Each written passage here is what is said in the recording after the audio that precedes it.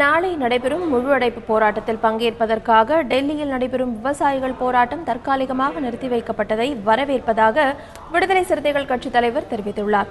முழு அடைப்பு போராட்டத்தில் அனைத்து தரப்பினரும் கலந்து கொள்ள வேண்டும் என்றும் அவர் கேட்டுக்கொண்டார்.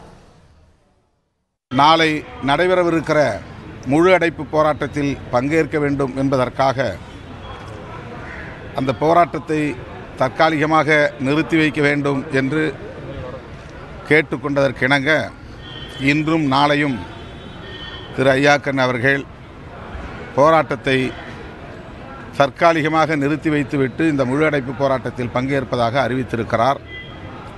அதனை விடுதலை சிறுத்தைகளின் சார்பில் வரவேற்கிறோம். மாணவர்கள், இளைஞர்கள், கட்சி சாராத பொதுமக்கள் என்று அனைத்து தரப்பினரும் நாளை நடைபெறவிருக்கிற முழு அடைப்பு போராட்டத்திற்கு முழு ஒத்துழைப்பு நல்க வேண்டும் என்று விடுதலை சிறுத்தைகள் கட்சியின் சார்பில் வேண்டுகோள் விடுக்கிறேன்.